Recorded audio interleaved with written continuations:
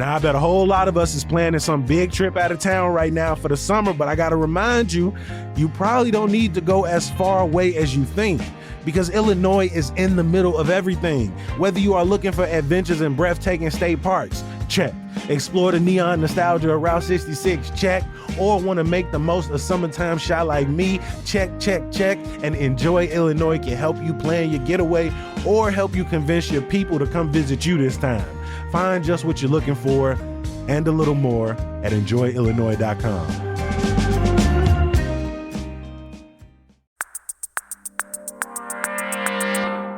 Today on CityCast Chicago, the South Side is getting a new birthing center. Chicago wants students at the library, and what's next in the case against Keisha Golden? It's Friday, April 10th. I'm Jacoby Cochran, and this is what Chicago's talking about.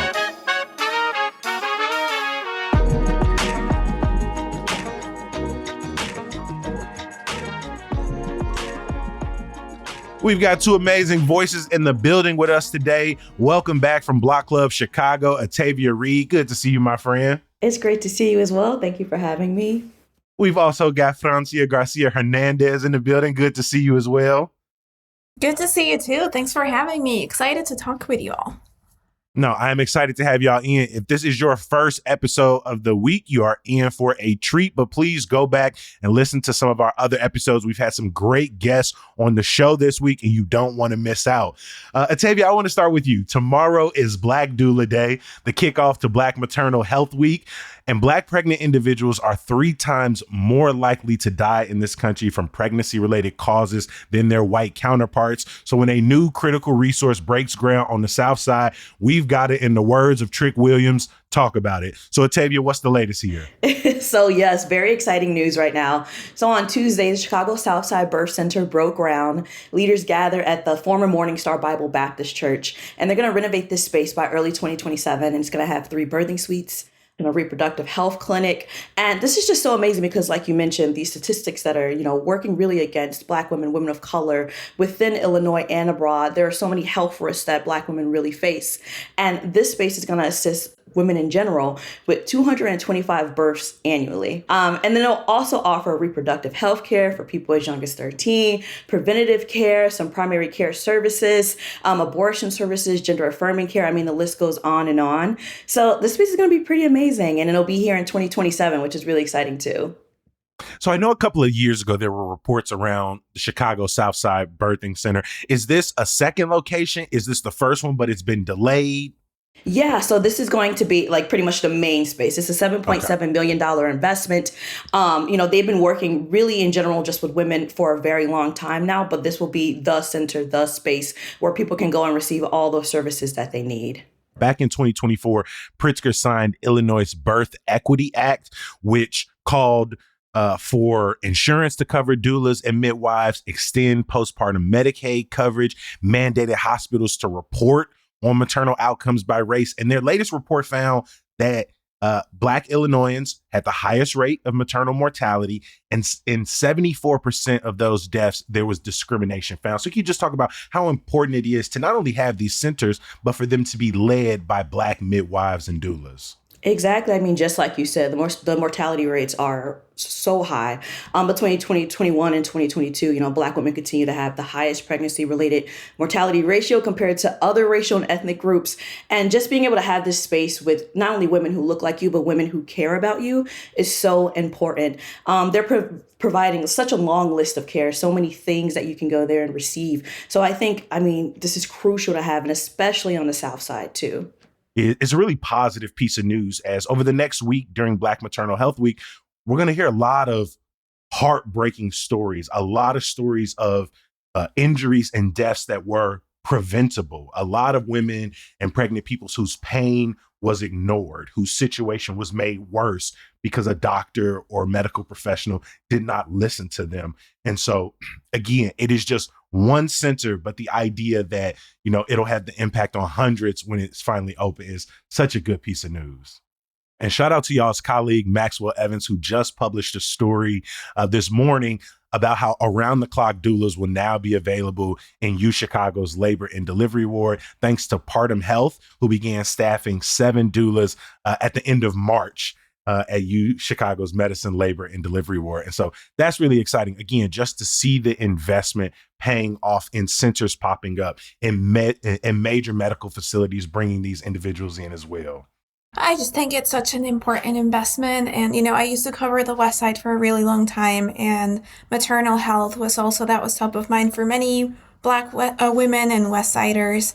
So I'm sure even though it's in the South Side, it'll be providing crucial services for other women in the city as well that will probably travel to get those services there. And maybe, that's a conversation to continue to have and watch out for. Where else is care and equitable care needed, and where else are investments needed as well? That is a great point. I agree. Having a resource easily accessible on the South Side of Chicago is going to be important, not only for those disinvested communities, but for communities across the South suburbs, for people who are traveling, not just out of state, but across the state to access resources like this. We talk about Black maternal health, and on to another situation that disproportionately impacts Black women, Black femmes, Black non-men. And of course, that's the rising rates of domestic abuse across Chicago and Illinois. As lawmakers are talking about dips in violent crime, domestic abuse, domestic violence rates remain high in the city. And Francie, I want to bring you in here on our next story, a case I've been watching for years now. Can you remind listeners, who is Keisha Golden? Yes, Keisha Golden is a woman that is fighting murder charges for what her lawyers have said it was a self-defense attack against her partner and the father of her baby. This happened in 2022, following, a history of domestic violence where Keisha Golden had called police on this man several times. And ultimately, after her baby shower, they got in an incident where she was slammed to the kitchen counter and she took a knife and stabbed her former partner. And that led to these murder charges that are being brought up against her. I mean, can you talk about what happened in the courtroom earlier this week? Because advocates have been asking the state's attorney's office and prosecutors to drop these charges, not only because of this individual case, but the state's attorney ran on a platform of listening to domestic abuse survivors, victims, of making sure that the office is in service of survivors. And this seems to run counterintuitive to those claims. Yes, my colleague Mina Bloom was in court Tuesday where there was a hearing on this case. The entire hearing lasted no longer than 30 seconds, and prosecutors said they will continue to uphold the charges and continue to take this to court. Advocates of, domestic violence survivors and Keisha Golden's lawyers were later addressing the press and saying, they do not believe Keisha should be facing these charges, that she acted in self-defense, and that, there is a history of domestic violence that proves so. But Cook County prosecutors are still upholding the charges, and, they did not comment on this specific case. Given some of the facts of this case that Golden's defense attorneys claim repeatedly, not only was the police brought in and called multiple times, but were called, if not that day, but days leading up to this incident. And Golden was 8 months pregnant at the time of what she calls the latest attack from her then partner. Golden essentially did everything that domestic abuse survivors are asked to do, to reach out to family, to bring in the authorities, and yet and still sort of sent back into a situation in which they were vulnerable and are now facing charges that could obviously ruin their life.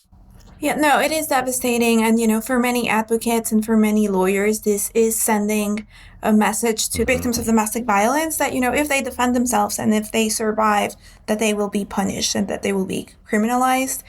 Domestic violence and, covering domestic violence for years, many of us have learned that it's not a linear process. Many victims of domestic violence stay with an abuser or perpetrator due to multiple reasons.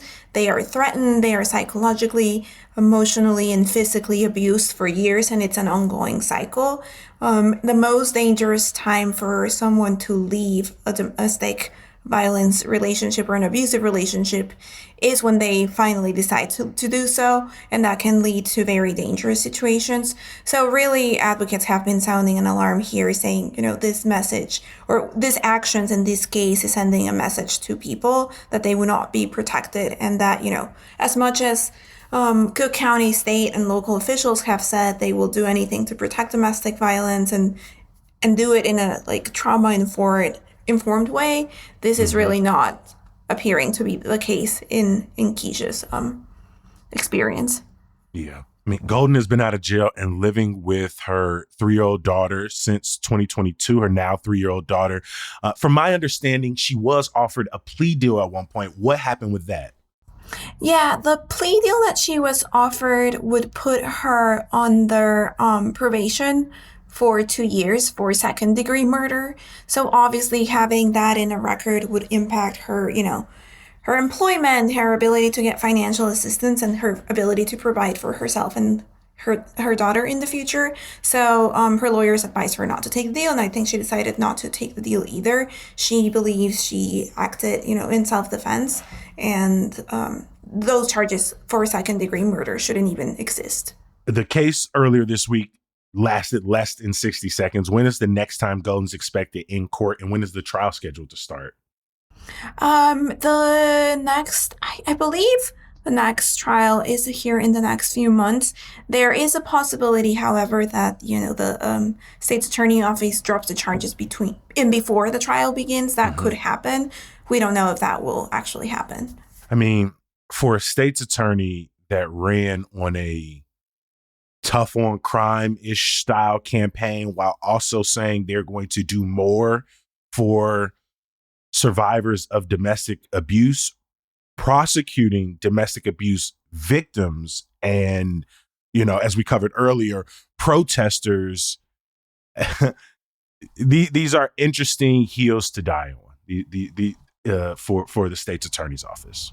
No, definitely. It really runs counter to some of the messaging and some of the actions that, O'Neill Burke took since coming to office. I know last year there were reports that she would handle a special victims bureau to take care of these domestic violence prosecutions and sensitive cases, that there would be a different type of approach, a survivor center approach to some of these prosecutions and cases. So that's what was reported last year, and we're not seeing that happen in this case. I do think it's important to note that this case originated when Kim Foxx was still leading the state's attorney's office, and a grand jury chose to move this to trial. But it seems like from everything we know, this is likely to move towards a full jury trial this summer.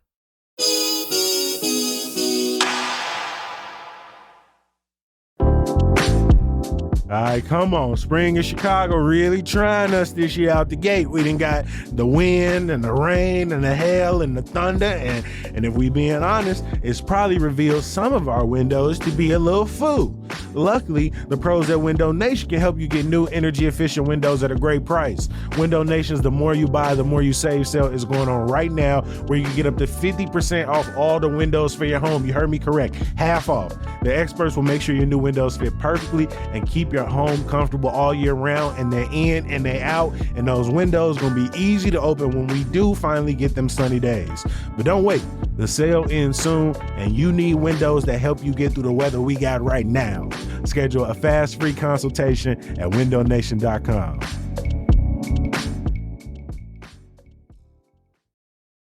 Last Saturday, Spin and the Black was out on 75th Street. Thousands of people out on the street, hundreds of businesses thriving from people making their way through the community.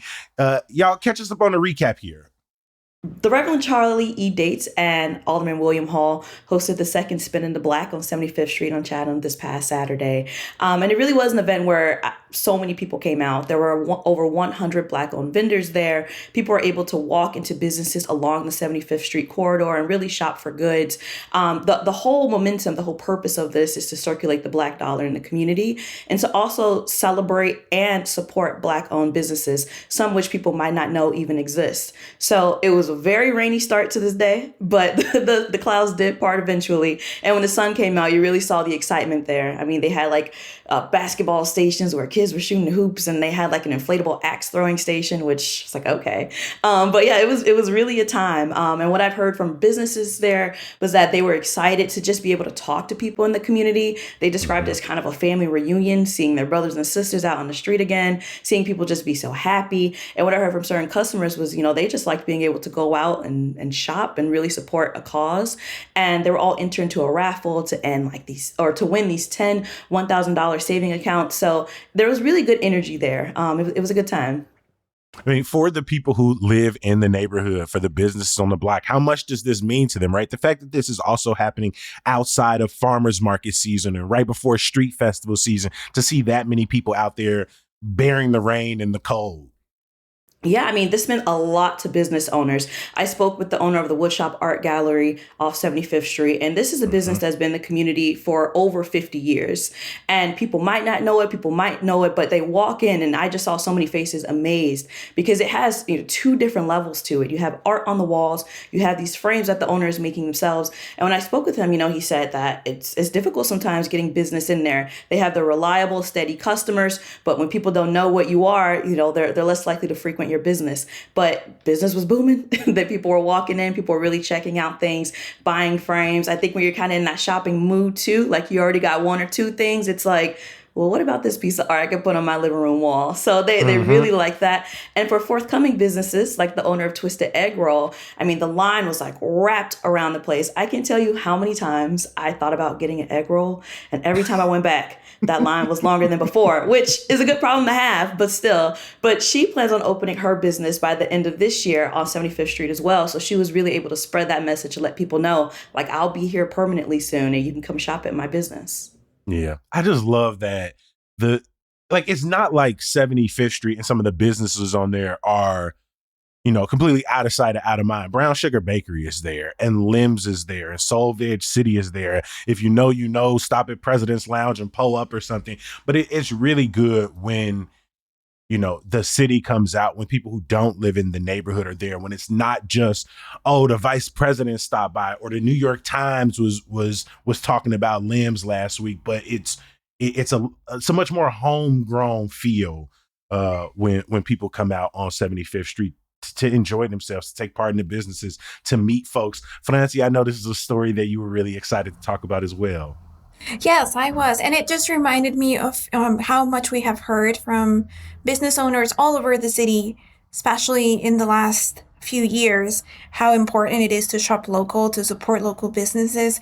We all, across the city, I cover the Southwest Side now, and across the city, there are so many like vibrant and unique businesses and restaurants and bars and shops, and you can find anything and everything pretty much from everywhere in the world if you go to different parts of the city. But these businesses cannot exist if locals don't shop there. It's not like they cannot compete with like Amazon or the national chains, and they've been challenged. They've seen customers spending less money because of the economy during, immigration enforcement operations here. Many of those businesses saw their customers disappear. So this was just an exciting piece of news to see. All across the city, it matters to have and to support local businesses.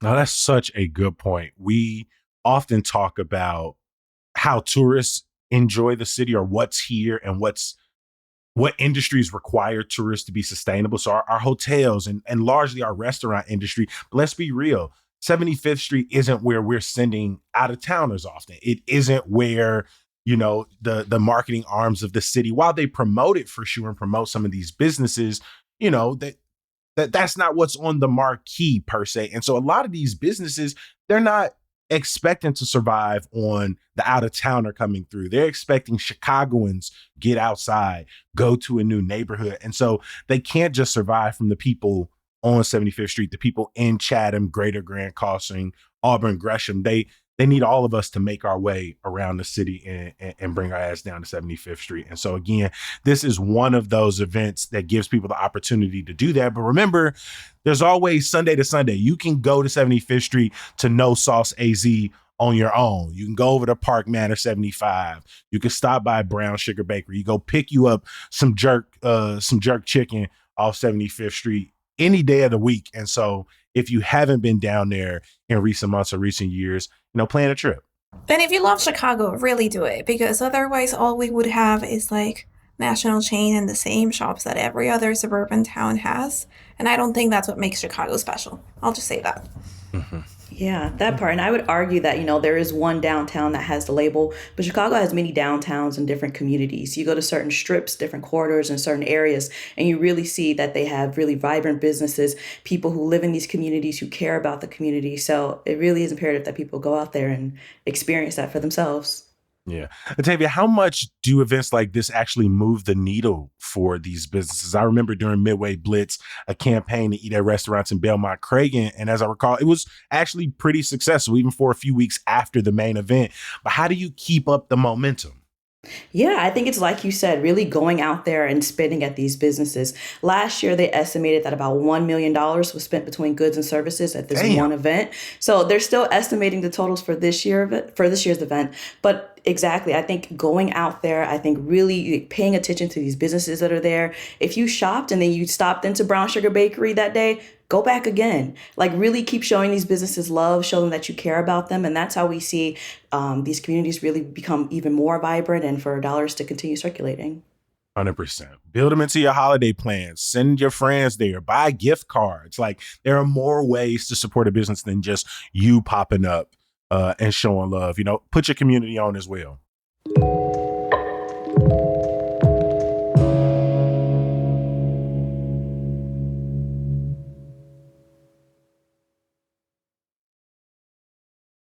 Every episode of CityCast Chicago ends the exact same way, and that is with me asking you very nicely to bring your ass back here for the next episode, and also maybe bring like 2-3 new people with you, right? If everybody who is listening does that, we gonna blow the hell up.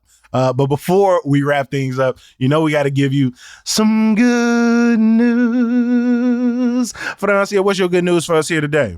I am very excited to see the cherry blossom trees in Jackson Park and check them out. I've seen some pictures. It's not sunny today, but I'm hoping maybe I'll make it out there, or maybe I'll make it out there this weekend before the rain does its thing. But, nature is blossoming and it looks beautiful as every year. So we talked about it earlier this week. Several of the trees are in various stages, but the photographers are out there. I went out there last year, and no matter what day you go, it is packed with amateur photographers, pro photographers, people out there on a blanket. People brought the kids out to see it. It's a big deal across the city when them cherry blossoms start popping out. It's mostly because people know they got such a limited window to see them in full bloom. The people I'm most jealous of are them people across the city who got one in their front yard. Like some of the most beautiful cherry blossom trees I have seen weren't just in Jackson Park, but were like in Kenwood. There are some houses, some of those amazing houses just got 2 or 3 trees right in the front yard. And so they ain't even got to go over to Jackson Park. You planning to get out there too, Octavia? Yes. Look, when fall springs up, if you looked at the number of photos in my phone of just an up close image of a colorful leaf, you would be upset. And I'm so happy I get to run it back again, this time with the cherry blossoms. Look, I am up close. I am giving every shot I can. I love them. I think they're beautiful. And it really just, I don't know, after this dreary winter we just experienced, seeing them pop up, I'm like, okay, we are so back. It's been beautiful. And because the last few years, it feels like a wait and see game. Like a couple years, the frost has thrown off their timeline, kept them from fully blooming out. And so they're not a guaranteed natural beauty in the ways we would expect. And so you really can't take them for granted. No, you really can't. I remember like 3 years ago I went and it started pouring while I was trying to see them. Oh, no. So I got soaked. I got some photos, but like it wasn't a great experience. And the photos they still look beautiful, but it was not like the sunny, beautiful pictures that I've seen this year. So I'm excited to try again. Octavia, beyond the nature you're excited for, what is your good news for us today? Yeah, so if people know me, they know that I love books. I love reading. The library is my second home. I'm there all the time. The librarians know me. Like, it's serious here. So seeing the launch of the 81 Club with Chicago Public Library and CPS announced this week is so amazing. So for students, their identification cards will also now double as library cards. And this will give them access to as many books as they want to check out, online databases, free academic support. I mean, it's such a long list of things they can access now. And educators can also use it as well. They can also access research databases too and instructional tools. So all around, it's just this really cool program that allows people to access all the amazing things that the library has to offer. And it really does remove barriers too for people who, want to access the library, but whether they're unhoused or undocumented, or they're, foster students, they can really now just take advantage of what the library has to offer. And I love that. Mm-hmm. Very excited. Love the 81 Club. They're going to have to rename that thing very soon once the Obama Center opens up and we add number 82. I'm currently on a quest to get to all 81 before 82 opens, and I'm doing okay. I'm at 42. I'm at 42 libraries. And so I'm slowly getting them off the list. I'm going to knock this back half out very fast. Very fast. Oh, I love it. Do you have a favorite one? Oh my God, I couldn't. No. My childhood library is Brainerd, and I went there during my visit over the weekend, and the librarian in there was so nice. That building, I remember that building being like 3 times its size, but of course everything is larger when you're a kid. And so walking back in there for the first time since 2006 or 7, maybe, just my heart stopped. I didn't know the librarian or any of the staff in there, but they welcomed me in with open arms. I told them my story. She showed me around everything, all of the new public art that's in there, talked about some of their new programming. Like, that's been one of my favorite parts, as much as it's been taking in like the beauty of the buildings, which the Austin Public Library, gorgeous. Northtown up in Rogers Park, gorgeous. The Pullman Library building, gorgeous. Blackstone branch, the Walker branch. Oh my God. Stop it. Like, I could keep going. The buildings themselves will blow your mind. The murals, the mural on the side of the Bessie Coleman building. Oh, the one on the Vodak East building on the southeast side. Just it's been the joy of my year so far, and I'm excited to see that them expanding the programs for teens. I am going to wrap up our good news today. After months of promo, I finally got to see Ma Rainey's Black Bottom at the Goodman. It was so damn good. I came home immediately and turned on the Netflix version with Chadwick Boseman and Viola Davis just to compare them. The performance, phenomenal. The music, mind-blowing. The stage, those crafts people are out of this world. It was the stage was so beautifully set up. I had the time of my life. It was a great show. 2.5 hours. Ife Butler, who plays Ma Rainey, put it down. And then when I was leaving, I ran into the legend himself, Harry Lennox, who is helped orchestrating the entire show at the Goodman. People may know him most recently from things like The Blacklist. Of course, I grew up watching him in Mo Money, The 5 Heartbeats. Just a fantastic stage actor, film and TV, and one of the sweetest people I've ever run into. I know Monday was their premiere, and a lot of people were jockeying for his time. And he took a moment to speak with me, to talk, let me pour my admiration out for him, talk a little bit about the process of building this show. And he ultimately took a picture with me. And so it was, some people you run into and you never expect, and then you do, and it's better than what you could have imagined. And as somebody I've been watching on TV my entire life, what a pleasure it was. Shout out to you, Mr. Harry Lennox, and everybody behind Ma Rainey. I have to go back before it closes at the end of the month. Before we get out of here, I want to give a huge, huge thank you to our guest today from Block Club Chicago, Francia Garcia Hernandez. Thank you for making time, my friend. Thank you for having me. This was so fun. Always a pleasure. And Atavia Reed, good to see you. You as well. Thank you for having me. I love being here. Before we get out of here, I want to give a huge thank you to every single person who makes CityCast Chicago possible.